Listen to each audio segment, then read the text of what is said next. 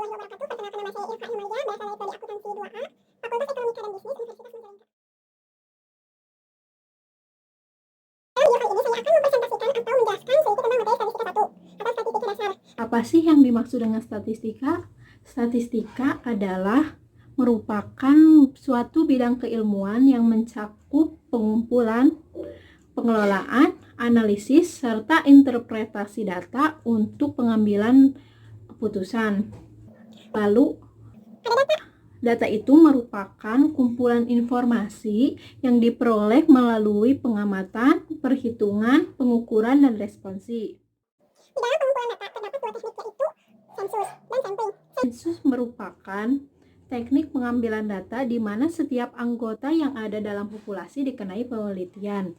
Sedangkan sampling merupakan teknik pengumpulan data di mana hanya sebagian saja yang dikenai penelitian.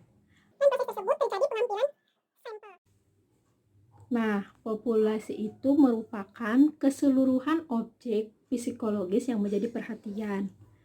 Dan sampel itu merupakan himpunan sebagian dari populasi. Selanjutnya ada parameter dan statistik. Parameter dan statistik merupakan data awal yang diolah untuk dijadikan informasi. Statistik menggunakan sampel sebagai data awalnya, sedangkan parameter menggunakan populasi sebagai data awalnya.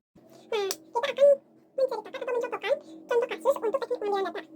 Misalnya, kita akan mengambil data dari warga kompleks Puspa Indah. Di sana ada 100 kepala keluarga. Nah, 100 kepala keluarga tersebut merupakan populasi. Selanjutnya, kita Hanya mengambil data penghasilan dari 30 kepala keluarga saja. Nah, mengambil data penghasilan dari 30 kepala keluarga merupakan sampel. Nah, untuk hasilnya, hasil dari populasi tersebut merupakan parameter dan data hasil penghasilan dari 30 data keluarga tersebut merupakan statistik. Lalu selanjutnya ada macam-macam data. Yang pertama, berdasarkan jenisnya, yang kedua berdasarkan sumbernya, yang ketiga berdasarkan skalanya, dan yang terakhir berdasarkan dimensinya. Berdasarkan jenisnya, data dibagi menjadi dua, yaitu data kuantitatif dan kualitatif. Apa sih data kualitatif tersebut? Data kualitatif tersebut merupakan data non-angka atau bisa disebut juga mendeskripsikan suatu fenomena tertentu yang sulit atau tidak dapat dihitung. Yang kedua ada data kuantitatif. Data kuantitatif tersebut merupakan data berupa angka atau data numerik, statistik, grafik, dan semacamnya. Dalam data kuantitatif dibagi lagi menjadi dua, ada data diskrit dan data kontinu. Apa sih data diskrit itu? Data diskrit itu merupakan bilangan bulat, tidak berbentuk pecahan, diperoleh berdasarkan perhitungan. Sedangkan data kontinu bilangan bulat berbentuk pecahan diperoleh berdasarkan pengukuran. Lalu selanjutnya berdasarkan sumbernya. Berdasarkan sumbernya dibagi menjadi dua. Berdasarkan sumbernya itu yang pertama internal dan yang kedua eksternal. Internal tersebut data yang diperoleh dari dalam perusahaan. Kalau eksternal itu merupakan yang didapat dari luar perusahaan. Misalkan dari data eksternal tersebut dibagi menjadi dua, yaitu data primer dan data sekunder. Apa sih yang dimaksud dengan data primer? Data primer itu merupakan mencari data secara langsung atau bisa disebut juga wawancara. Contohnya yaitu ke UKM. Jadi wawancara ke UKM. Itu yang disebut dengan data primer. Sedangkan data sekunder merupakan pencarian data dari lembaga yang sudah mempublikasikannya. Misalkan kita mencari data ke lembaga BPS. Jadi kan BPS itu sudah mempublikasikan data-data yang ada. Selanjutnya ada dari berdasarkan skalanya. Berdasarkan skalanya itu dibagi menjadi 4. Dari yang paling tertinggi dulu yaitu rasio. Rasio merupakan data yang disusun berdasarkan urutan peringkat, dapat dikenai operasi matematika dan memiliki nilai 0 absolut. Contohnya yaitu mahasiswa A dan mahasiswa B masuk ke Universitas X. Nilai mahasiswa A yaitu 60 dan mahasiswa B itu nilainya 90. Nah, jadi rasionya itu 1,5 karena nilai B merupakan 1,5 dari nilai A. Selanjutnya ada interval. Interval itu dapat disusun berdasarkan urutan, peringkat, dapat dilakukan operasi matematika untuk menghitung selisih nilai dan tidak memiliki nilai 0 absolut. Contoh datanya itu merupakan data yang mempunyai jarak.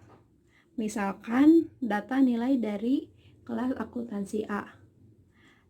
Nilai ujian hariannya itu ada dari nilai 60 sampai 70, 71 sampai 80, ada 81 sampai 90, ada 91 sampai 100.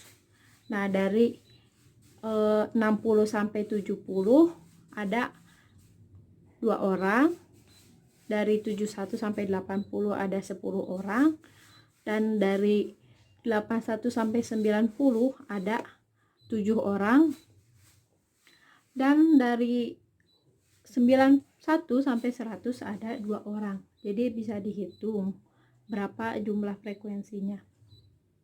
Itu yang disebut interval. Intervalnya itu data yang berjarak.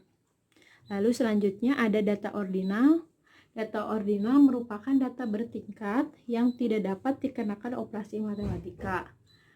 Misalnya, mengubah nilai ujian menjadi nilai prestasi.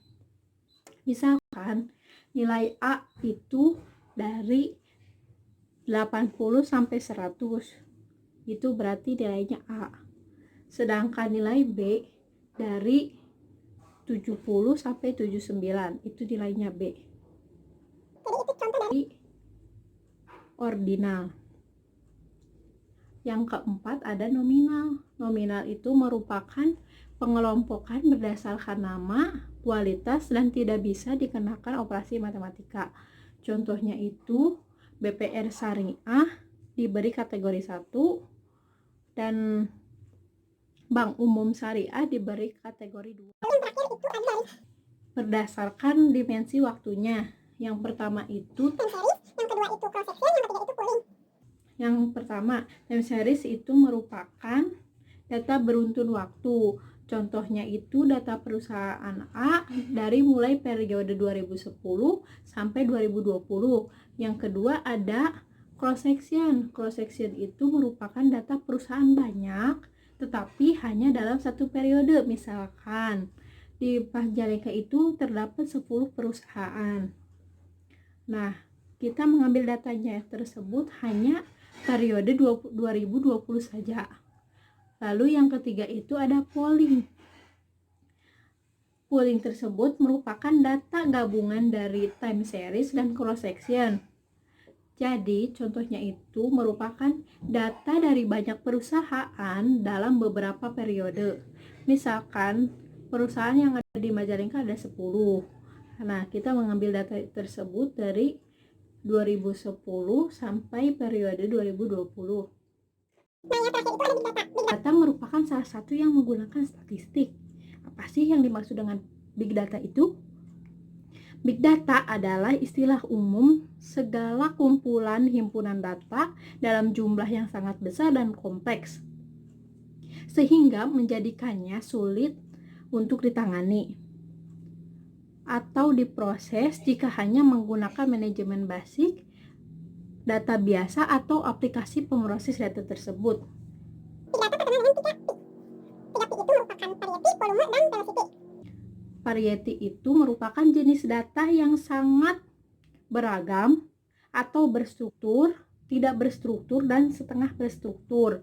Lalu yang kedua ada volume. Volume itu merupakan data yang super besar atau kondisi saat ini mulai puluhan terabyte hingga puluhan petabyte. Contohnya itu PLDB atau DWH. Yang ketiga ada velocity. Velocity itu merupakan frekuensi munculnya data dan frekuensi perubahan data atau dalam satuan di atas puluhan transaksi per detiknya. Contohnya itu OLTP. Sekian presentasi dari saya. Mohon maaf apabila ada kekurangan atau kata-kata yang kurang berkenan di hati. Wabillahi taufiq wal hidayah. Wassalamualaikum warahmatullahi wabarakatuh.